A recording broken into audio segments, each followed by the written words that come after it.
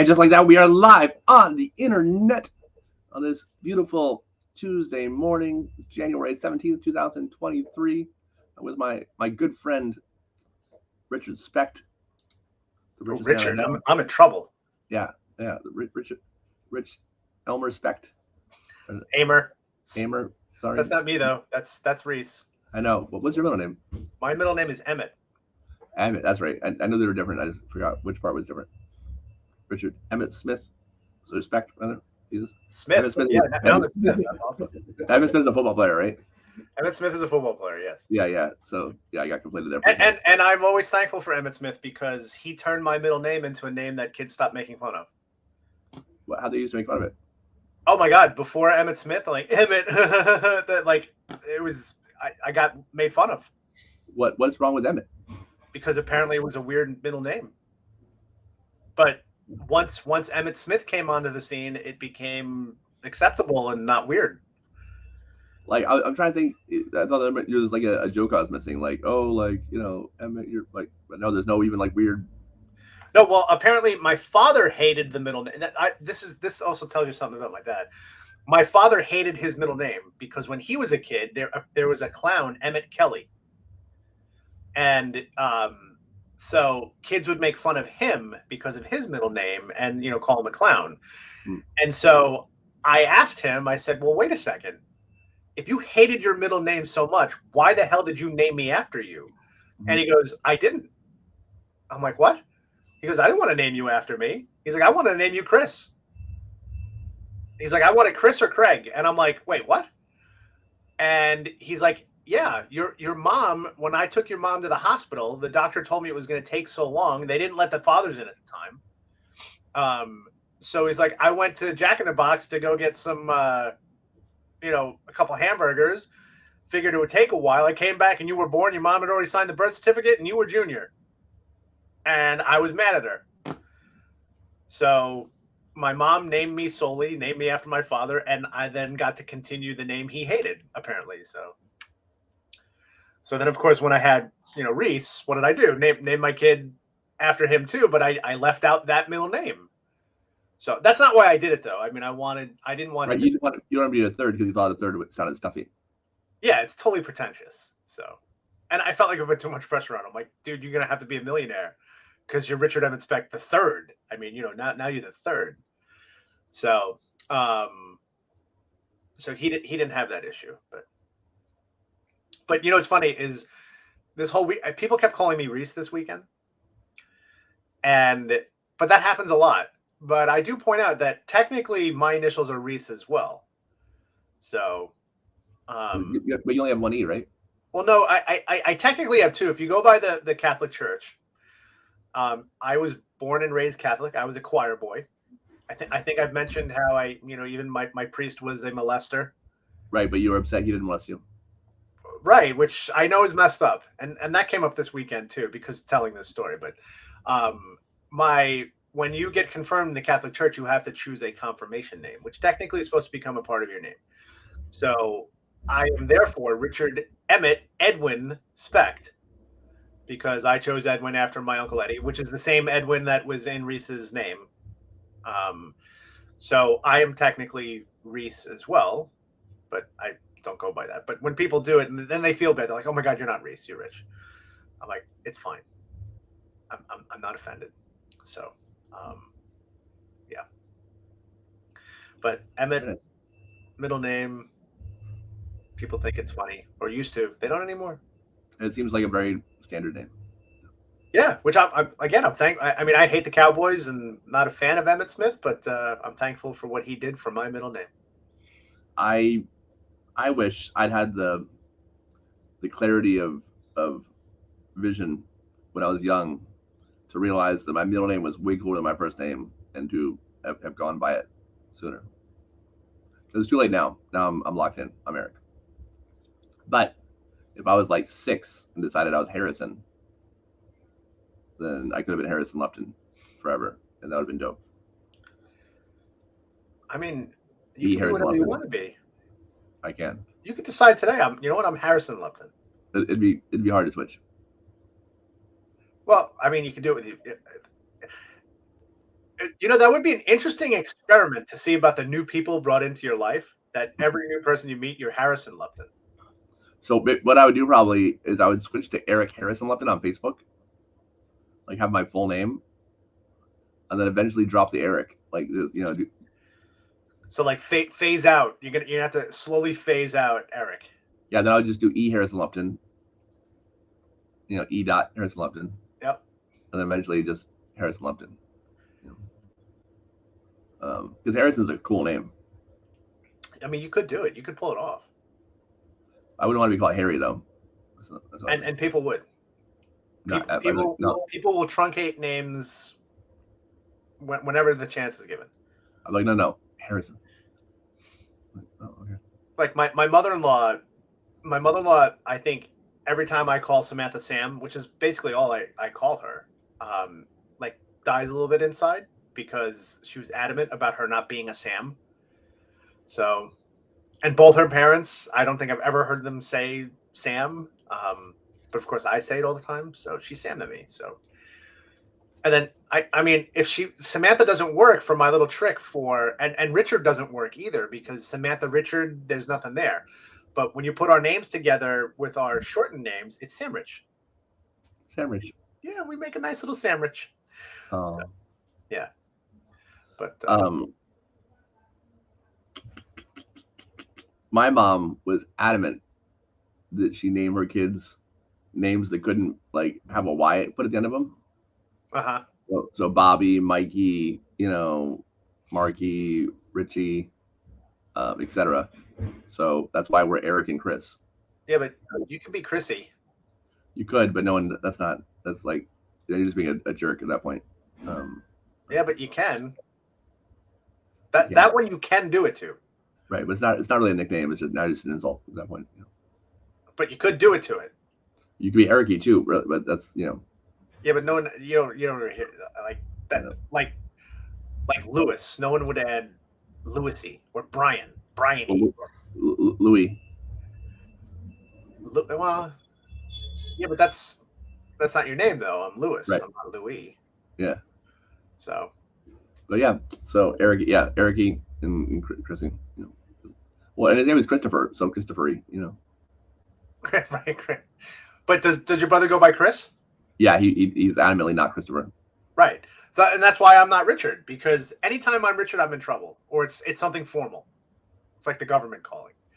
So, yeah, anytime I'm Richard, or my mother-in-law calls me Richard.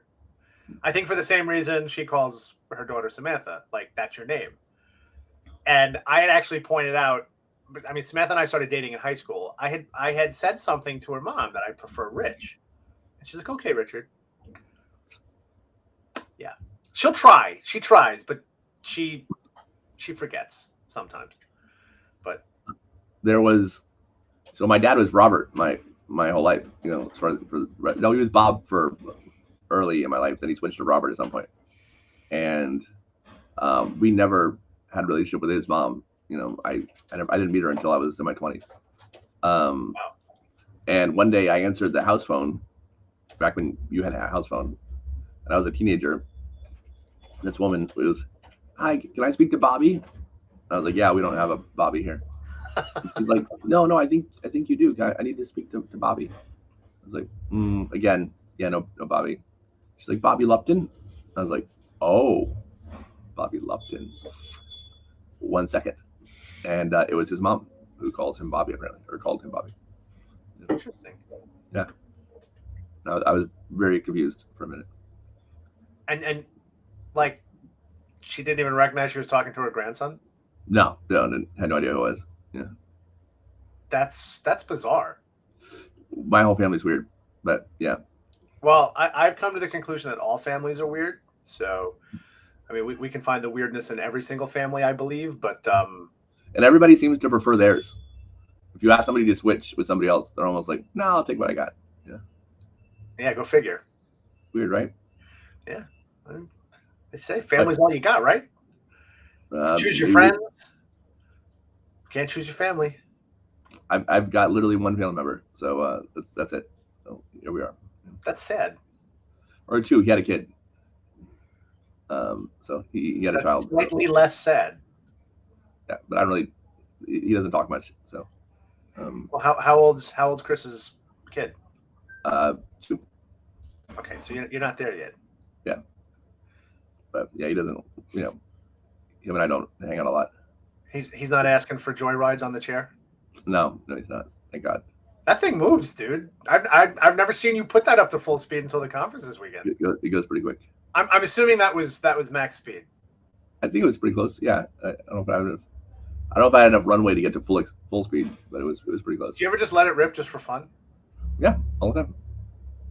Like then, that was just for the hell of it. I was just.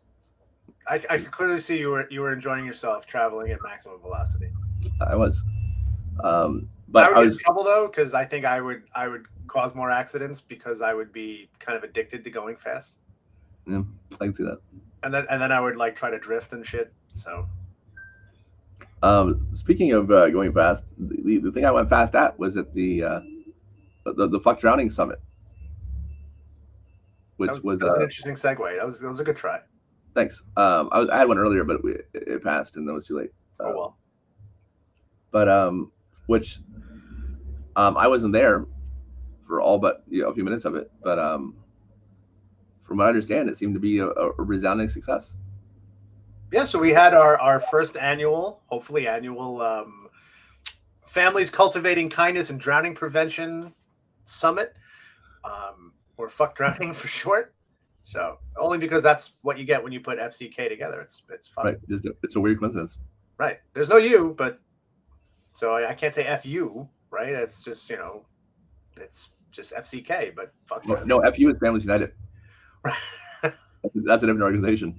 Right, and we were careful that when we put this name together, we didn't want it Families United in Cultivating Kindness and Drowning, because then that would step on the toes of another organization doing important stuff. So, which I'm a part of. So, and I appreciate what Families United does and what they stand for. So, I was thankful that Lifesaver Pool Fences thought, hey, you know what? This would be a great opportunity to work within the sphere of what we do every day, because let's be honest, you guys are a company that's built around drowning prevention. That's what you do. So, and I find that this was a topic that came up a lot this weekend, was the separation between making a profit and then doing what we do, right? Which is, we're a nonprofit organization. I reminded everyone who came on Saturday for our conference that I tell people this all the time. The Respect Life Foundation, our first and foremost guiding principle is kindness. So we are not a water safety foundation. And that has been a key component of our identity from the beginning. In fact, when we first started, my wife and I had both said to each other and agreed that we wanted nothing to do with water safety because we felt like we had failed at it, and for a myriad of reasons. And so we didn't want to be within that sphere or anything, and it was other conditions that kind of roped me in, and for the better. But even then, it became important when we started getting involved in water safety that was not our guiding principle, and that kindness always remained what we do. And I recognize that literally the kindest thing you could do is save someone's life. I can't, like, if you had to classify kindness, like, what's the kindest thing I could do for someone? Save your life, right? Yeah. Like, I think if you ask somebody, like, someone could offer you $1 million or save your life, which one are you going to choose? $1 million. Right. Yeah, probably. But when I can't spend that $1 million because I'm dead, the $1 million isn't going to do much for me. So yeah, I would say saving a life is the kindest thing you could possibly do. Right. So within that sphere, we're like, all right, let's get involved in water safety and drowning prevention, because that is within the purview of what our mission statement is.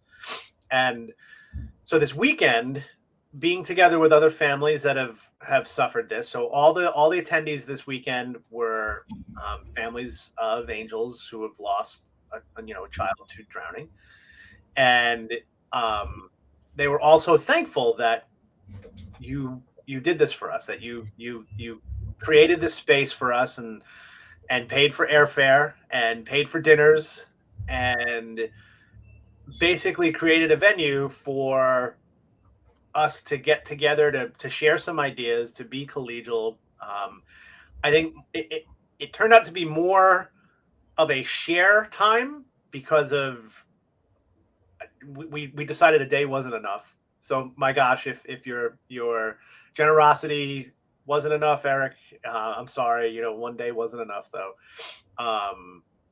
That even just that sharing that we did, which took up more of the time than I had anticipated, um, was amazingly beneficial. And there were clearly families that were there. Now, I've been in the drowning prevention community now for about 7 years, so my first experience with that chance to share with other families that have gone through what we went through was at my first Families United meeting at the Pittsburgh National Drowning Prevention Alliance conference. I think that was 2017. So what? Yeah, 7 years ago, or well, six. I guess technically 6 years ago. And that was powerful. And I remember I went by myself because my wife still wasn't sold on us doing the water safety stuff. And so a lot of the families that were there, they were there as couples, and not all of them, but a lot. And I just remember I had gotten on the phone with my wife right after it because it was so powerful just to be able to share the story, not feel alone. And then the other thing that struck me was the thing that almost all of these families, the stories, the situational parts of the stories varied, but the actual meat of the story was always the same. Was always, oh, where is so and so, and how we lost somebody. The circumstances were remarkably similar in that aspect. So, being able to share that with 40 other families was crazy. It was crazy, and was amazingly cathartic. And we got that in kind of a microcosm of that this weekend. And even Samantha, who didn't share, but I shared, for her to be there and hear these other families, and hear some of the feelings that she knows she had that, from being on the other side, because when the spouses would speak and talk about what their experience was when they found out. I don't know. It was great. And then when we did get into talking about some of the things that we wanted to talk about, which is kind of how do we change the numbers, because they're not changing. Right.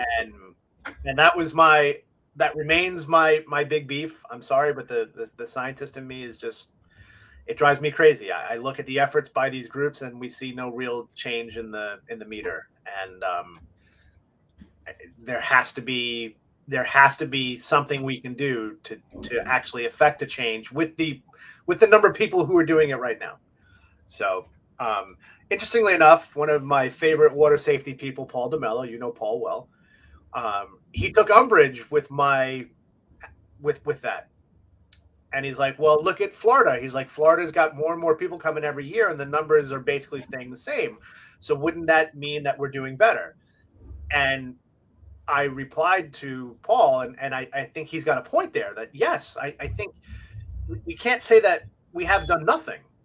But what I think is happening is that the efforts of these groups is kind of maintaining an equilibrium.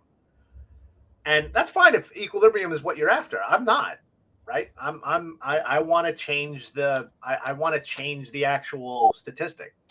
So equilibrium means we're staying where we are, and I don't want that. So so we had a chance to start talking about.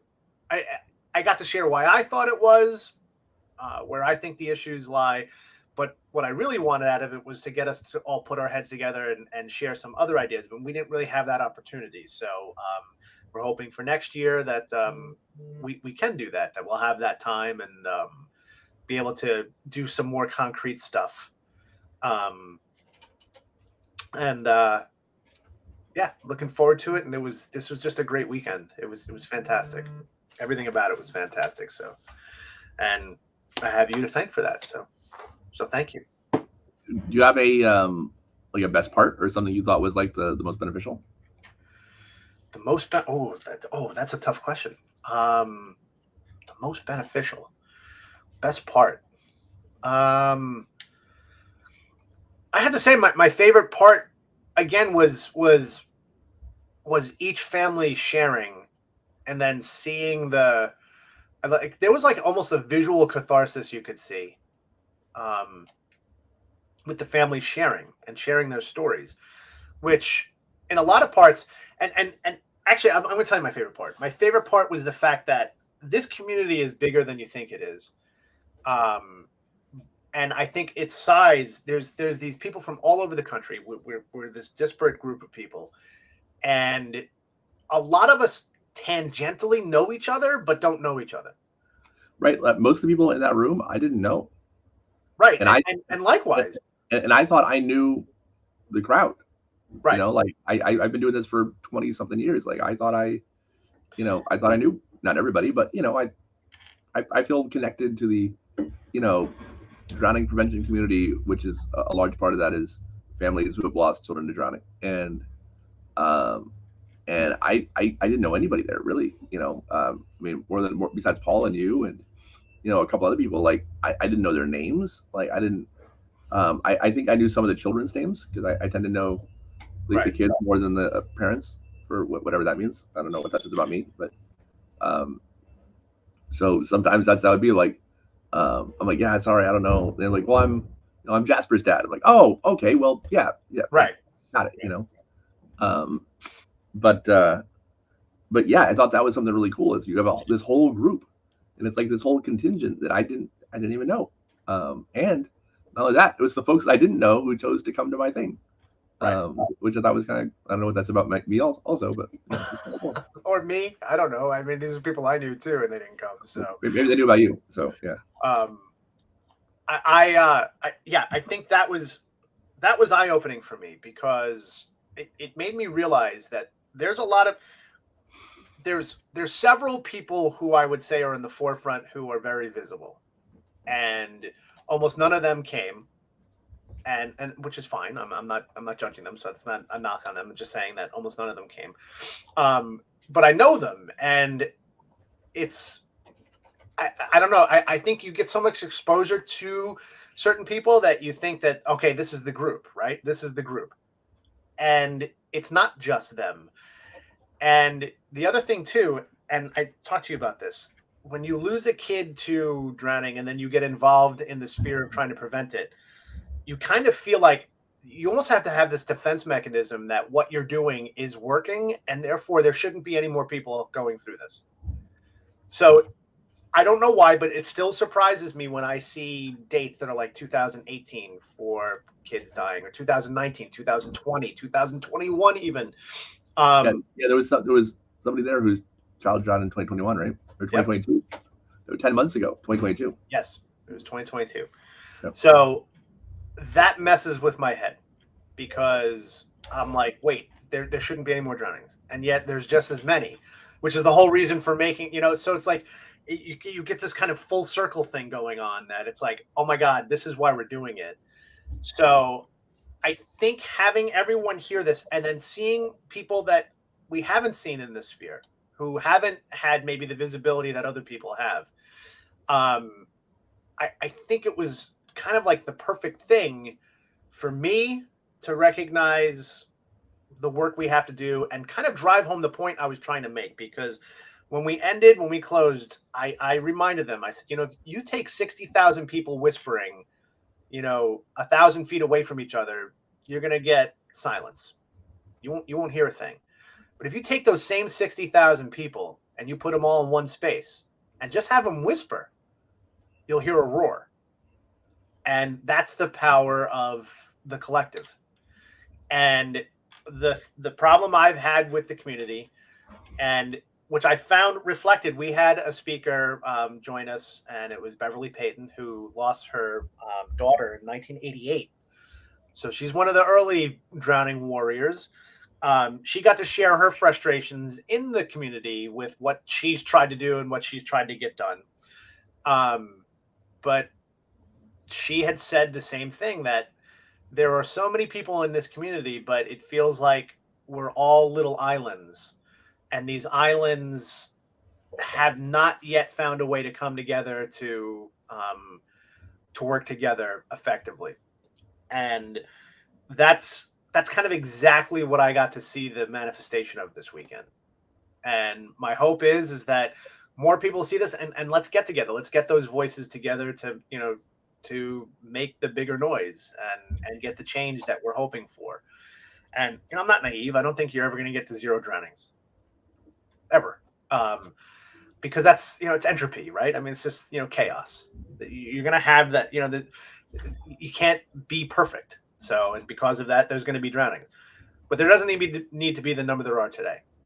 And we can maybe make it not the #1 killer of kids between 1 and 4. Maybe right. I would like to see that.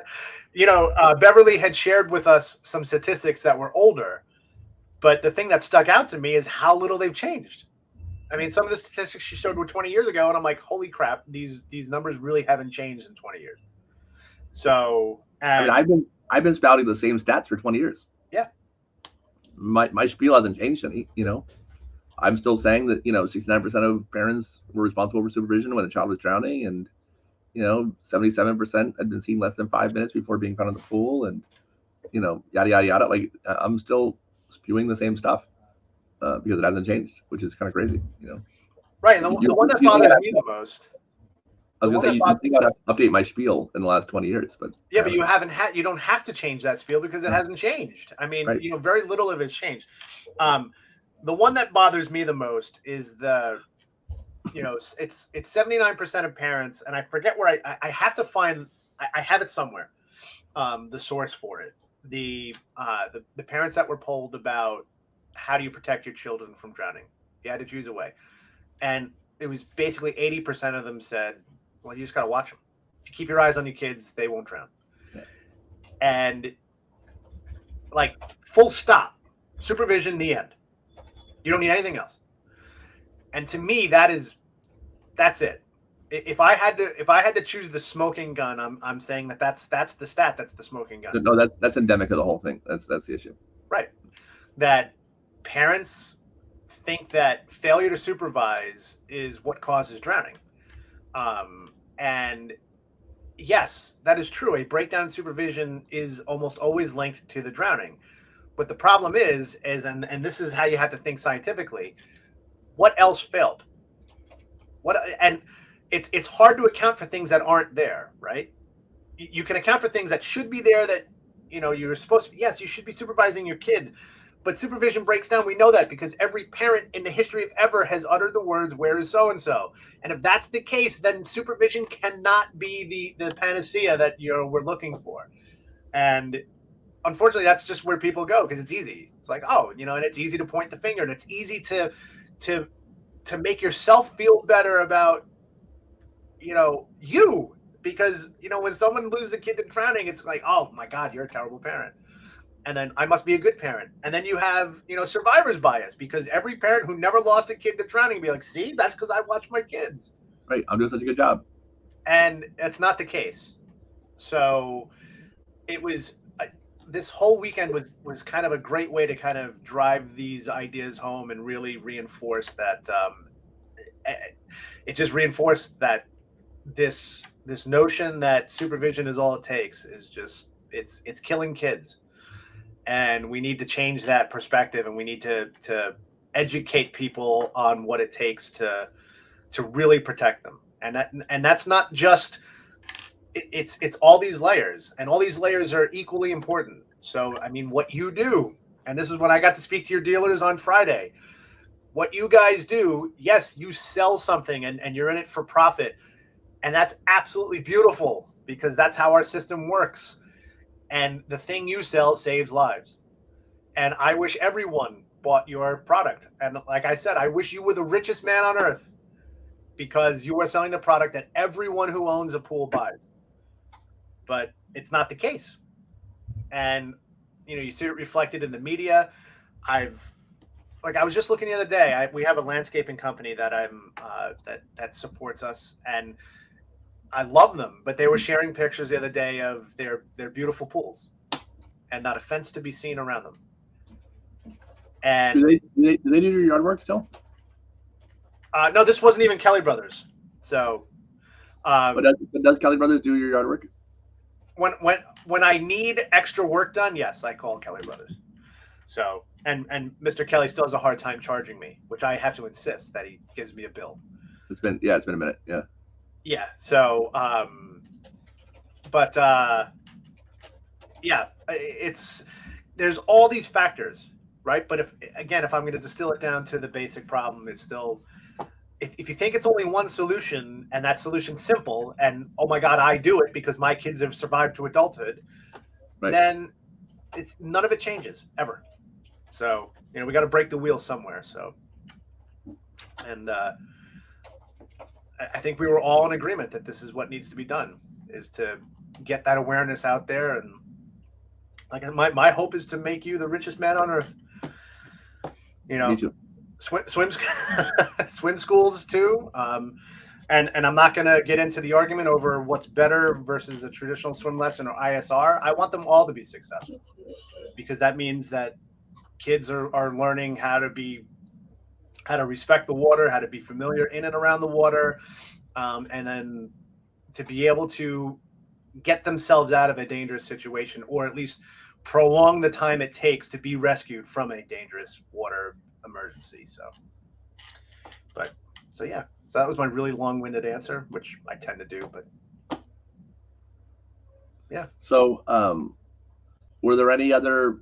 So what topics did you cover? I know it was a lot of sharing, but well, we did. So we did the share, which the share was only supposed to be the first part of the program, but it ended up stretching after lunch, so which didn't give us much time. And then we had Beverly Payton share with us the work that she had done and the efforts that they had implemented that have since passed with the National Drowning Prevention Alliance. And then we also got into, I had introduced what I think is the genesis of this problem, which is a lack of, it's ignorance, because I always say that ignorance killed Reese, not drowning. And then we got a chance to start sharing ways that we think that we could start to make a more effective change in our own communities and get people involved. And and then we were supposed to have a roundtable to be able to do that, but we just ran out of time. So we're like, you know what? We've got this wonderful thing called the internet in which we can share these things in a forum. And then we decided, you know what? Let's follow up with some Zoom calls where we all get together and try to really kind of keep the momentum going. Are you going to start a Fuck Drowning Facebook group? Yeah, well, we have one. Oh, okay, cool. Yeah, we have. I knew that. I knew that. We have the Fuck Drowning Facebook group, and but we figured we could just do a forum and start sharing these ideas and let it grow organically, and hopefully get more people involved. And my hope is next year it's twice as big, and we really get some momentum going. So yeah, I want to spend more money next year on flights. I'm sure you do. I'm sure you can't wait to spend more money. I mean that though. I really do. No, and everyone was so appreciative of the fact that you did that, and like, wow, I mean, and I had to keep like, this is why I, when you came in to speak, I mean, I meant that. I'm sincere. I don't BS people, which is bad science. That's one thing I told the whole group. I said, listen, I am outspoken. I'm opinionated. And I'm also, though, the one difference with me is that I am open to people challenging my opinion. I want it. I want people to challenge what I'm saying, because that's how things get changed. If I always thought my way was the only way, then I would never be able to figure out a way to make things better than what I currently know, because I don't know it all. So, maybe it's not what I think it is, but let's talk about it and see if we can come up with something else that maybe fits, the parameters of what we're addressing. So, so I look forward to continuing it, and I think it was a great start. I loved it.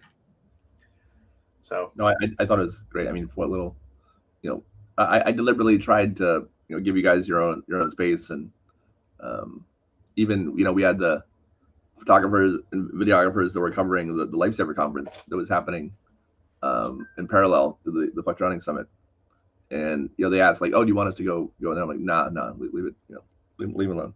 Um, I figured it's important for it to be you know a pure room, if that makes sense. Because even one outsider can mess up the whole thing. So yeah, I try and not. it was. I mean, it was pure, and it was great. It really was. It was great. And I'm looking forward to next year getting more people involved and get more people involved in the planning of it too, and offering different viewpoints and stuff. So I know there was a couple people who I really wanted to be there who couldn't make it this weekend. So I'm hoping that next year that that whatever the date is, that it works for them so that they're there. And that's you, Carrie Morrison. Um, She wanted to be there, I know, but I know, and I love Carrie, and she's so dynamic, and I think let's get it together. Let's go. So, absolutely. but All right. You have a science fact for us? yeah, it's funny because I had told you before that there was something yeah, you made a blog post about the blind spot, and so you had mentioned something in it. So I highly recommend reading Eric's blog post. So it's the Crippled CEO. And you also do video posts too. I do. And you're on YouTube, as you point out. So Yes. they are incredibly worthwhile, and I glean a lot of information from them. Even though I know Eric well, and we get to speak every week, I love the stuff he shares. Well, thank you. So your latest blog post was about blind spots in business, but you would reference the actual blind spot that's built into every human being. And by the way, that blind spot's not just humans; it's any mammal that has an optic nerve that connects to the back of a retina. Which I thought you'd appreciate that as I was writing it, I'm like, oh, Rich will be happy about this. Yes, absolutely. So, but the one thing you pointed out was that it's a terrible design. And I thought to myself, well, this is a great example of how it's just not a design at all. And that's how evolution works. Evolution works in it literally is based on survival of the fittest. And so here's the craziest thing. The eye itself for every terrestrial animal is an absolutely terrible design overall. And that is because eyes developed at first in the oceans. And fish see about 500,000 times better than a human does. Really? Yes. So their vision is about 500,000 times more precise and more accurate than ours is. That's great. That's a large number. Yes, it's crazy. It's crazy how bad our eyes are compared to animals that evolved in the sea and remain in the sea. Like, I don't even know, what does even 500,000 times better look like? Like, what can I do? Better resolution. So I think we'd mentioned this about, like, if you were to make our vision equivalent to megapixels, basically our vision's 40 megapixels, which really isn't what you would like. Wait, that's it? Like, it's not that great. So you're looking at something in the range of 500,000 times better than 40 megapixels. So what's 5,000? So what's that? 220 million? 20 million times? Yeah. Like 20? It's like crazy. So and that's because the terrestrial eye had to evolve from something that had developed in the water and had become very good at seeing in the water because that was the only environment it knew. And so all terrestrial animals can trace their lineage back to marine animals. And so the eye developed in a marine setting, and it continues to have the vestiges of that marine setting within it.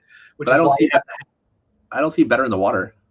No, you don't, because now the eye is adapted to seeing through air, but it's adapted to seeing through air from having to adapt from seeing in the water in the first place.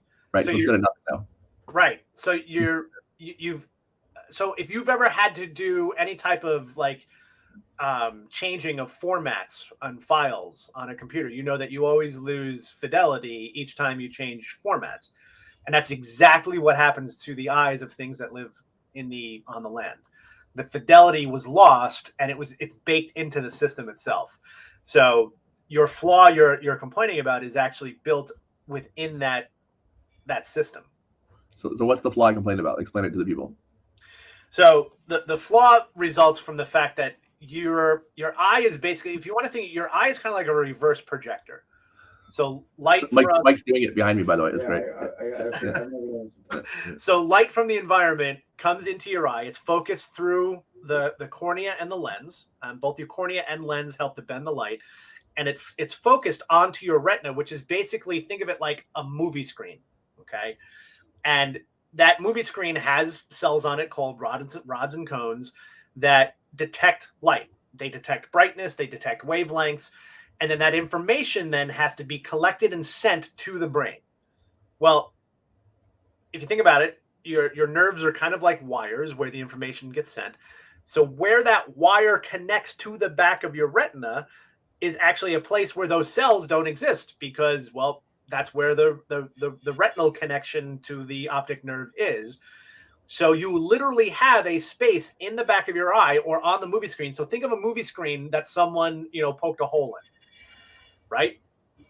That hole is where you don't see the picture, and then you get annoyed because the whole movie there's this little spot there. Well, you have one in each eye, and in your stereo vision, those spots become your blind spots. Now, the good news is that because your eyes, you do have stereo vision, those blind spots are less noticeable because one eye will help compensate for the other, and they're much less noticeable. But the fact that you have this connection in the back of your eye that lacks the rods and cones in the first place is the very reason you have these two spots that just don't see.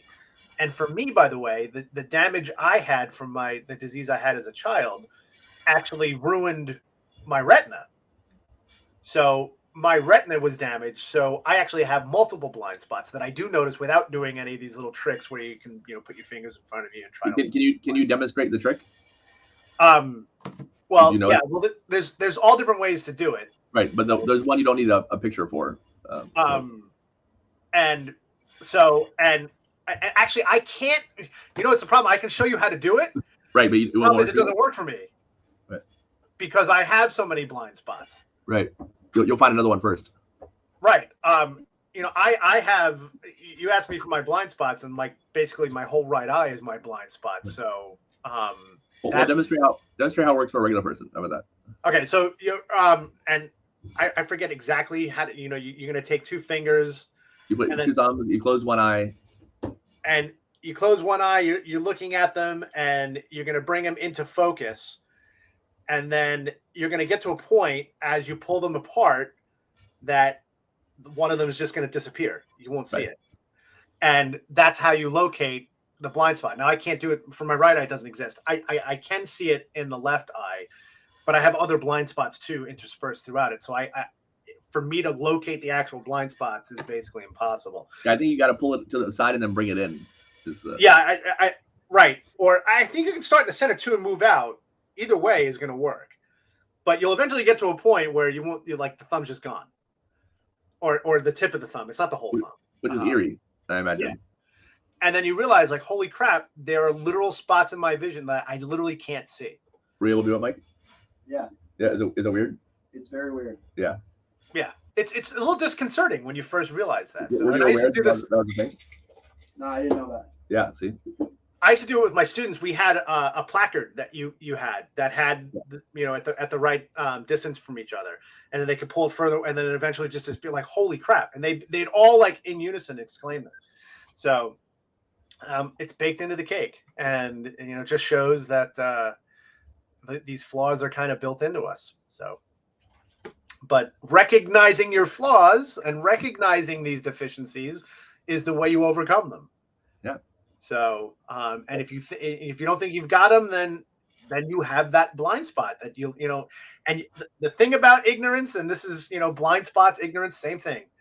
If you don't know you have them, you can't do anything to address them in the first place. So I thought it was one of my better blog posts, to be honest with you. I loved it. I thought it was so apropos to what, first of all, what I talked to your dealers about, and getting them to maybe change their perspective and how they look at things a little bit. And I love that example. The fact that, you're doing both 0 and 1.1 million miles per hour. The only difference is how you choose to look at that motion. So, and they are both correct. So, and I can't think of anything else in life where you give two diametrically opposed answers and they are absolutely this correct. And literally the only difference in the answer is how you decide what parameters you're using to measure. Well, we'll start thinking now what you want your talk to me about next year, because we're gonna have you back. Yeah, I'm gonna, because the first two are easy, right within my bag of tricks. So I'm gonna have to really think about what I want to do next year. So, but if you'll come back, I just want to. I'm gonna give you your accolades again one more time.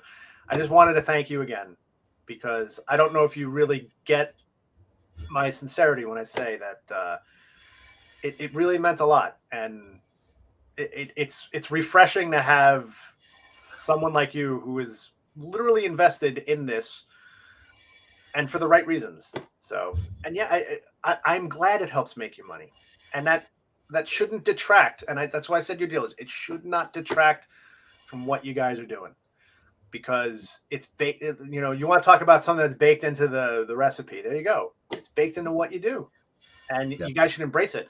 And I really think you guys should embrace the fact that you are water safety, and you are protecting families.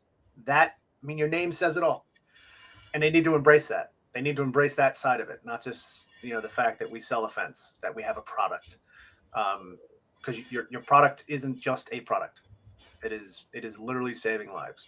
So they need to. That's the perspective I think they need to have. And I hope I know you have that perspective, so I don't need to remind you, but I thank you for having it. So, well, thank you very much. It means a lot. I appreciate it, and hopefully we can keep on keeping on. That's the idea. Yeah, and it was great. It was a great weekend, and I hope everyone who was there feels the same way. I know I heard from all of them, so and they kind of universally were just appreciative and thankful to you and Samantha and I for what we did, and it feels good. It feels good to know you're making a difference. So definitely. So we should do this again next Tuesday. I agree, and I think I will actually be around. So oh my God, I know it's been a little crazy. I know the last couple of months since my cousin got sick, it's been hard for me to put together a regular schedule, and as speaking has increased. So, but I don't have any gigs next Tuesday, so I'm good. All right. All right. Very good. All right. Well, have a great week, everybody. We will see you next week, and looking forward to it. All right. Have a good one. Bye, y'all. Bye-bye.